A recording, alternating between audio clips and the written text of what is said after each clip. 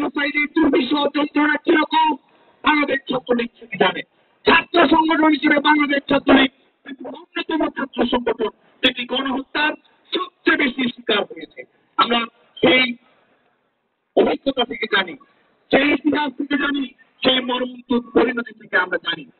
আমরা জানি এই যুদ্ধের বেদনা কত তীব্র। আমরা জানি স্বাধীনতার জন্য মানুষের আকাঙ্ক্ষা কত বেশি শক্তিশালী। সে কারণেই আমরা মানবতা বিরোধী অপরাধের বিচারের বিরুদ্ধে আমরা দেশে আন্দোলন করে চলেছিলাম। মানবতা বিরোধী অপরাধের বিচার আমরা নিশ্চিত করতে পেরেছি। আমরা মনে করি প্যালেস্টাইনে যারা আগ্রাসন পরিচালনা করছে, স্কুলে হসপিটালে যারা আক্রমণ পরিচালনা করছে, নারী এবং শিশুদেরকে যারা নির্মমভাবে হত্যা করছে, তারাও একই সঙ্গে ওয়ার ক্রাইমের অভিযোগে তারা অভিযুক্ত, তারাও মানবতা বিরোধী অপরাধের সঙ্গে সম্পৃক্ত। International court of crimes and ট্রাইব্যুনালে তাদেরকে বিচারিক প্রক্রিয়ার আওতায় এনে এই মানবতা বিরোধী বিচারের প্রক্রিয়া নিষ্পন্ন করতে হবে।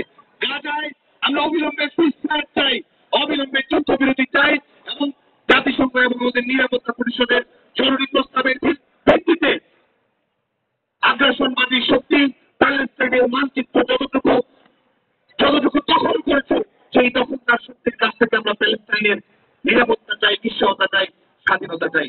আমরা অবাক বিষয়ে লক্ষ্য করেছি আমাদের এই আন্দোলনে, মার্কিন যুক্তরাষ্ট্রের আন্দোলনে আপনারা দেখেছেন যে ইহুদি শিক্ষার্থীরা কিভাবে সংহতি প্রকাশ করেছে। ইহুদি student for peace and justice, সেই ইহুদি শিক্ষার্থীরা প্যালেস্টাইনের স্বাধীনতার পক্ষে কথা বলেছে। কারণ স্বাধীনতার কোনো ধর্ম নেই, বর্ণ নেই, বৈষম্য বিরোধী মানবিক একটি পৃথিবীর জন্য পৃথিবীর তারুণ্য যে আন্দোলন করছে, সংগ্রাম করছে, সেই সংগ্রামে আমরা সংহতি জানাই। এবং আমাদের জাতির পিতা বঙ্গবন্ধু শেখ মুজিবুর রহমান তিনি উচ্চারণ করেছিলেন, আমাদের স্বাধীনতা অপূর্ণ থাকবে যদি না প্যালেস্টাইন স্বাধীনতা লাভ করে। জাতির পিতার কন্যা বঙ্গবন্ধু কন্যা দেশরত্ন শেখ হাসিনা প্যালেস্টাইনের স্বাধীনতার জন্য পৃথিবীর সকল নামে অস্ত্র এবং অর্থের রাজনীতির বিরুদ্ধে কিরকম বলিষ্ঠতার সঙ্গে নেতৃত্ব প্রদান করেছেন। আজকে তথ্য বিরোধী আন্দোলনে, আজকে মানবতা প্রতিষ্ঠার আন্দোলনে, স্বাধীনতা প্রতিষ্ঠার আন্দোলনে মাননীয় প্রধানমন্ত্রী বঙ্গবন্ধু কন্যা দেশরত্ন শেখ হাসিনা গ্লোবাল আইকনে পরিণত হয়েছেন। একই সঙ্গে মানবাধিকার প্রতিষ্ঠার আন্দোলনে সত্যিকারের চ্যাম্পিয়ন হচ্ছেন বঙ্গবন্ধু কন্যা দেশরত্ন শেখ হাসিনা।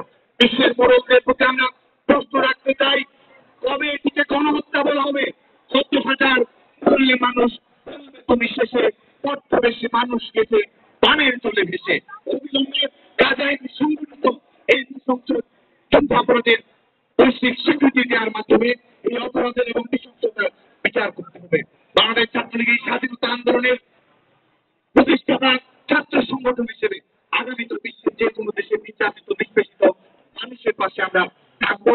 আমাদের স্বাধীনতা বাংলা বেতার কেন্দ্রের যে গান আমাদের মুক্তি সেনাদের অনুপ্রাণিত করেছিল, ওরা একটি ফুলকে বাঁচাবো বলে যুদ্ধ করি, ওরা সারা বিশ্বের শান্তি বাঁচাতে আজকে লড়ি। পৃথিবীর যেখানে অশান্তি থাকবে, যুদ্ধ থাকবে, সহিংসতা থাকবে, আগ্রাসন থাকবে, মানবতা বিরোধী অপরাধ থাকবে, সেখানে শান্তি বাঁচানোর জন্য বাংলাদেশ ছাত্রলীগের নেতা কর্মীরা নৈতিকভাবে, ন্যায়সঙ্গতভাবে, আকর্ষণীয়ভাবে এবং অন্যায়কে চূড়ান্তভাবে পরাজিত না করা পর্যন্ত বাংলাদেশ ছাত্রলীগের নেতা কর্মীরা লড়াই সংগ্রাম করতে যাবে। আজকে বাংলাদেশের 5 কোটি শিক্ষার্থীকে আমরা অভিনন্দন জানাই।